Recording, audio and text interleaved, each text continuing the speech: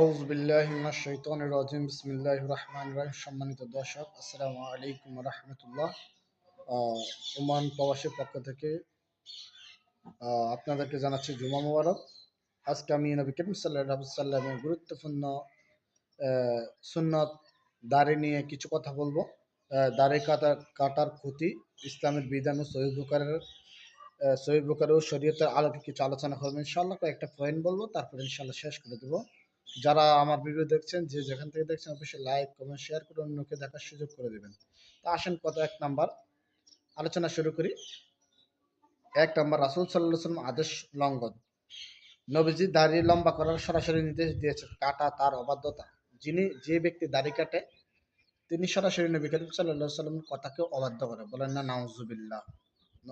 নবী সাল্লাল্লাহু আলাইহি ওয়াসাল্লাম কথা মানে না, অবাধ্য হয়ে যায়। রাসূল সাল্লাল্লাহু আলাইহি ওয়াসাল্লাম আদেশের লঙ্ঘন করে।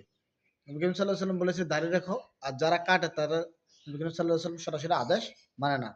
নাউজুবিল্লাহ। যারা নবী করিম সাল্লাল্লাহু আলাইহি ওয়াসাল্লাম আদেশ মানে না, তারা কিন্তু জান্নাতে যাবে না। ২ নাম্বার, প্রকৃতির বিরুদ্ধাচরণ। দাড়ি রাখা ফিতরাত বা মানুষের স্বাভাবিক বৈশিষ্ট্য, যা কাটা প্রকৃতির অবাধ্যতা। প্রকৃতির বিরুদ্ধাচরণ।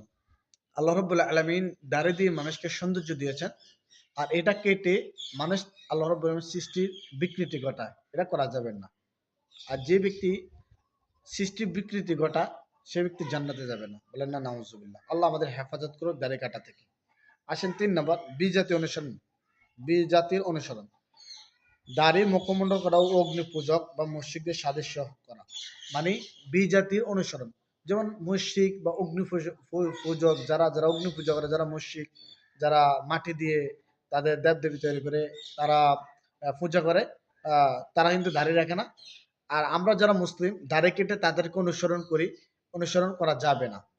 যারা মুশরিকদের অনুসরণ করবে, অগ্নি পূজকদের অনুসরণ করবে, তারা অবশ্যই তাদের সাথে হাসর হবে। আর তাদের সাথে ঈমান ছাড়া মৃত্যুবরণ করলে তো জাহান্নামে যেতে হবে। যেহেতু মুশরিকের ঈমান নাই, অগ্নিপূজার ঈমান নাই, তো এই হিসাবে যারা অগ্নিপূজক অথবা মূর্তি পূজা যারা করে, মাটি দিয়ে যারা দেবদেবী মানে পূজা করে, যাদের ঈমান নাই, তারা জাহান্নামে যাবে। তার মানে আপনি ওদেরকে অনুসরণ করার জন্য আপনিও জাহান্নামে যেতে পারেন। আল্লাহ মাফ করুক, আল্লাহ বুঝার তৌফিক দান করুক, আল্লাহ আমাদেরকে দাড়ি কাটা থেকে হেফাজত করুক। আল্লাহুম্মা আমিন।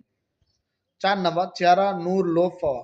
নেককার ও সাহালিনদের বৈশিষ্ট্য থেকে বিচ্ছিন্ন হওয়া। চেহারা হলো আত্মিক জুলুস কমে। দাড়ি কাটলে চেহারার নূর কমে যায়। দাড়ি কাটলে চেহারা যে একটা মায়া লাগে, দাড়ি চাচলে তেমন একটা নূরটা থাকে না। নবী করিম সাল্লাল্লাহু আলাইহি ওয়াসাল্লাম সুন্নত, যার মুখে থাকে না তার চেহারাতে নূর থাকার কথাও না। তো সবাইকে দাড়ি রাখার তৌফিক দান করুক আল্লাহ রাব্বুল আলামিন, সহিহ বুঝ দান করুক। আল্লাহুম্মা আমিন। তো আসেন আমি মেইন পয়েন্টগুলো বলবো, ব্যাখ্যা করার সময় নেই যেহেতু আমার নামাজের সময় গেছে। মহিলাদের সাথে সাদৃশ্য। দাড়ি কমানো পুরুষকে দাড়ি কমানো পুরুষকে নারীর সাদৃশ্য করে তোলে, যা হাদিসে অভিশপ্ত কাজ বলা হয়েছে। মানে যারা দাড়ি কাটে, দাড়ি চাচে বা একবার চেঁচে ফেলে, তারা মহিলাদের সাদৃশ্য হয়ে যায়। এই কারণে আহ হাদিসে তা অভিশপ্ত করা হয়েছে দাড়ি কাটাকে। বুঝতে পারছেন? আল্লাহ আমাদের মাফ করুক, দাড়ি কাটা থেকে হেফাজত করুক। আল্লাহুম্মা আমিন। সুন্নহর নূর থেকে বঞ্চিত হওয়া, মানে সুন্নতের নূর থেকে বঞ্চিত হওয়া। আসেন রাসূল সাল্লাল্লাহু আলাইহি ওয়াসাল্লাম একটি স্থায়ী ও অবিচ্ছেদ্য সুন্নত থেকে বঞ্চিত হওয়া। রাসূল সাল্লাল্লাহু আলাইহি ওয়াসাল্লাম বলেছেন দাড়ি রাখার জন্য, আর দাড়ি শেষে নবী করিম সাল্লাল্লাহু আলাইহি ওয়াসাল্লামের আদেশের লঙ্ঘন করা এবং নবী করিম সাল্লাল্লাহু আলাইহি ওয়াসাল্লামের স্থায়ী একটা সুন্নতকে বর্জন করা ঠিক না ঈমানদারের জন্য। কোন ঈমানদার নবী করিম সাল্লাল্লাহু আলাইহি ওয়াসাল্লাম আদেশ লঙ্ঘন করতে পারে না। তাই নবী করিম সাল্লাল্লাহু আলাইহি ওয়াসাল্লামের সুন্নাত নূর থেকে বঞ্চিত হওয়া যাবে না। আল্লাহ আমাদের হেফাজত করুক, দাড়ি কাটা থেকে বিরত রাখুক। আল্লাহুম্মা আমিন। ৭ নাম্বার, তাকওয়া পরিপন্থী। দাড়ি না রাখা এবং চিটে ফেলা প্রকাশ্য পাপাচার হিসাবে গণ্য হতে পারে। জি, দাড়ি না রাখা অথবা চেঁচে ফেলা প্রকাশ্য গুনাহ, এটা করা যাবে না। আল্লাহ আমাদের বুঝার তৌফিক দান করুন। আল্লাহুম্মা আমিন। জি, ৮ নাম্বার, ইসলামী দাড়িকে পুরুষের আলামত ও প্রতীক মনে করা হয়। জি, যিনি দাড়ি চাষে একবার ক্লিন শেভ করে, ইসলামে দাড়ি রাখলে বোঝা যায় সে পুরুষ না মহিলা। আর একবার ক্লিন করে ফেললে বা অনেক সময় তাকে মহিলা বা পুরুষ বা মুসলমান না অন্য জাতি, তাকে চেনা যায় না। তা আমাদের দাড়ি হলো আমাদের ইমানদারের প্রতীক, যে আমরা ইমানদার, আল্লাহকে বিশ্বাস করি, নবী করিম সাল্লাল্লাহু আলাইহি ওয়াসাল্লাম আমরা সুন্নত রেখেছি। এতে আমাদের তাকওয়া বাড়ে, আল্লাহর প্রতি তাকওয়া বাড়ে, নবীর প্রতি, নবীর হাদিসের প্রতি, নবীর সুন্নতের প্রতি আমাদের সম্মান বেড়ে যায়। যে নবী করিম সাল্লাল্লাহু আলাইহি সাল্লামের অনুগত্য করবে সে তো স্বয়ং আল্লাহকে অনুগত্য করবে। তাই নবী করিম সাল্লাল্লাহু আলাইহি সাল্লাম যে ব্যক্তি অনুগত্য করে না সে তো জান্নাতে যেতেই পারবে না। কারণ একমাত্র নবী করিম সাল্লাল্লাহু আলাইহি সাল্লাম সুপারিশ ছাড়া কেউ জান্নাতে প্রবেশ করতে পারবে না। আল্লাহ আমাদের বুঝার তৌফিক দান করুন। আল্লাহুম্মা আমিন। আরেকটা পয়েন্ট বলবো, শেষ করি। আর দুটো পয়েন্ট বলবো। ৯ নাম্বার, পরকালে জবাবদিহিতা। জবাবদিহিতা। রাসূল সাল্লাল্লাহু আলাইহি সাল্লাম স্পষ্ট আদেশ অমান্য করার কারণে কিয়ামতের দিন লজ্জিত হতে হবে। যেহেতু রাসূল সাল্লাল্লাহু আলাইহি সাল্লাম আদেশ করেছেন যে তোমরা দাড়ি রাখো, গোঁফ ছোট করো। এই ক্ষেত্রে যারা দাড়ি চেঁচে ফেলে তারা স্বয়ং রাসূল সাল্লাল্লাহু আলাইহি সাল্লামের আদেশের লঙ্ঘন করে। লঙ্ঘন করার কারণে কিয়ামতের দিন আল্লাহ রাব্বুল আলামিনের সামনে নবী করিম সাল্লাল্লাহু আলাইহি সাল্লাম আদেশ অমান্য কারণে আল্লাহ রাব্বুল আলামিন তার থেকে জবাব নিবেন বা জবাবদিহি করতে হবে। আল্লাহ মাফ করুক, আমাদের বুঝার তৌফিক দান করুক, দাড়ি কাটা থেকে হেফাজত করুক। আল্লাহুম্মা আমিন।